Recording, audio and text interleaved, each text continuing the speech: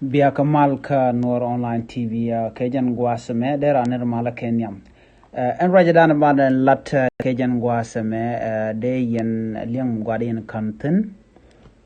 She tanya nene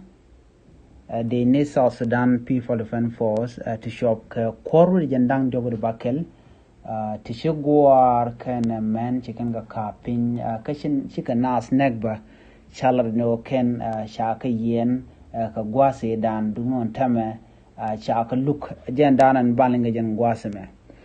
kan kono niam re kam bana lade mi jira mi jidit ka jen channel me de ji jogno jen nyaka kana sin ko ken ko de la retin lat konke de kan kulla mala shu gwasne tin gor konke de ko tin an wala shenga jen dangra wi bakkel ka pay diok ron kina dara wi jen dangra wi wan gorno jin bi notification bell bi jetwan ka bi subscribe ko bi lerin kon banun ka tungna nas bi ken shomala shu kaji an leer bana linga gore choblu ay no go ka linga dana bi aje linga je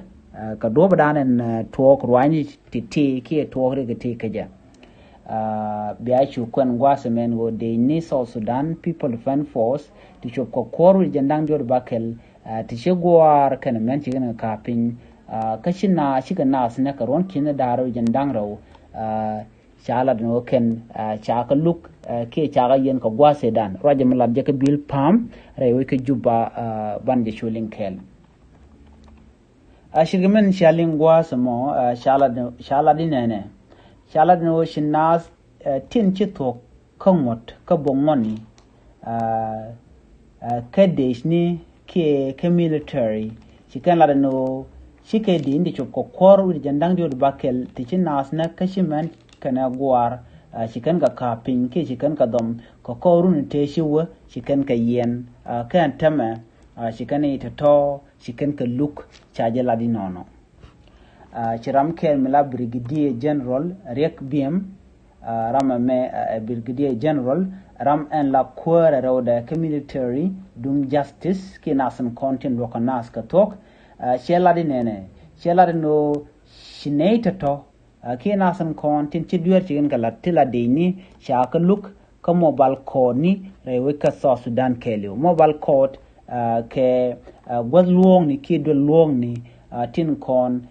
tin pet kana ngwani ki pet kana sko ba ka look ka duer kenen kona shirkan kalat no shirke me shalinga gwase shiwe a mobile code lere ko jin mi shiring mi di tijalat baji yingnak ke baji charge ka duer dana chilat ke baji yen ka runto ngwan de yen ka runte ka du mobile code mo shala de no shikane ko la de ni rewi ka South Sudan ke lew shikan duer ken shikan ka lukka ke mera me ci duer shi duer baji lukka jen duer mo ngoda kon ka wonyam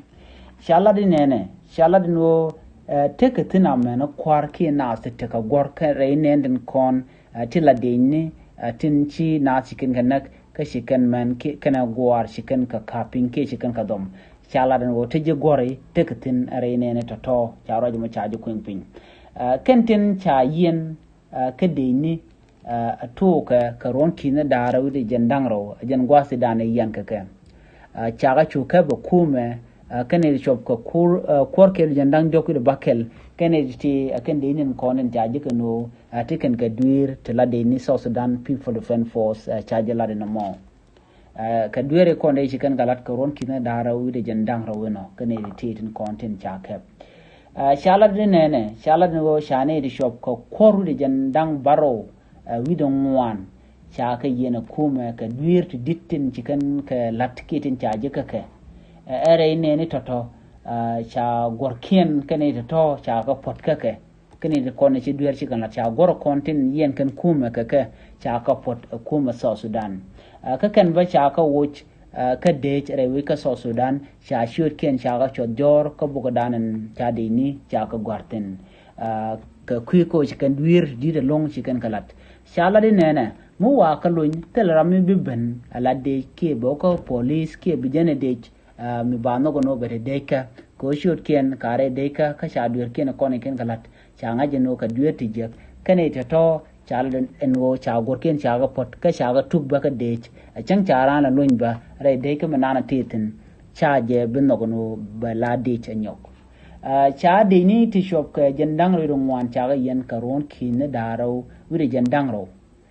ron kin daro jandang ro mo gwada cha ga yen ka je ka gwada pai mobile code ki gwada dana loktin military tin kon ni to kon wat chala dinene ne ti jandang ro ngwan cha ka yen ka run wel ngwan tram ko run dang wel ngwan te beni re te jen ba je kulo lun ka dweren kon ni kan kalat kare ne to chala no tine ti chop ko wel tegatin ne ri chop ko wel ti ne te kon te yan ka karon kin daro wi de jandang ro no ka tine chop ko wel di tine ri chop wel di are ne to ka yan ka karon kin daro wi de jandang ro wi de ro no en payda ne kwala yen ke kap ga pay wel shawra ma chajalat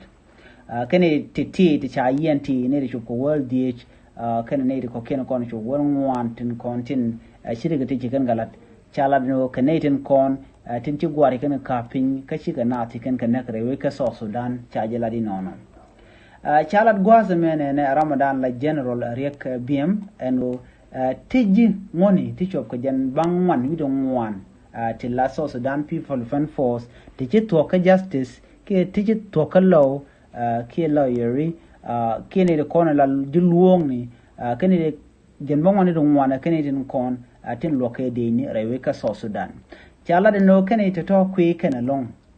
ko ne de kon sha yen ka de ni wan ken wa chicken pet ka kuje mo ere ne ni tin jen bon woni dum wana to tilla ne de kon to kon mot jagu jeno de kare kuma so Sudan ere ne de ko jen bon woni dum wan tin kon tin je to kon mot re kuma ka so Sudan ka de ka so Sudan people fan force chala de no radian tim man dang bong wan tikatin kan man dang bong wan to ka ne tin ko ne to ko ngot tin ko tin lo ke de ne ba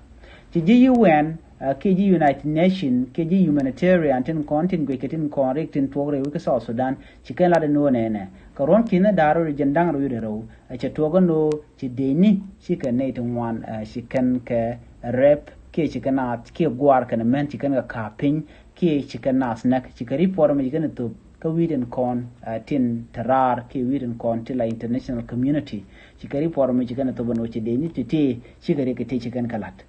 kane diala kon shanen gwasmo kane den content cha yen ke ten cha nangre duel yen ka duerin kon e kan kalat janna dana chalat kuma so Sudan ka kwinen kon cha duer to cha kalat ne de konten china chicken ga dom ne de konten china chicken kanak ka ke de ni so Sudan people defense force ajen le dande kon linga jan gwasme gorje gwano bia roine konte la yen kaling kan wor online tv bien a gorno bia kan nyoka nasen kokien ko de ler konati de kan shwamala wo gosni tin gor kon ke de ke linkten charo je mo chaje la di nono ne de ko kor wi jandang do bakel re which aka so Sudan til la de ni so Sudan people fan force aka nasen kon ti duer dir long ti kan galat karon kina dara wi de jandang raw chaje lat ke bilpam na mane ajen le dandi linga jen gwasme mi jira me jidit ke jen channel me de jogono jen ko subscribe ke ku jen waka nasen ko ken ka shuje peru jen o jen bi notification bell bi je twan ko bileren content ba non ke ka tungnen tana bi kan chwa mala shukaji biya tagamal bye bye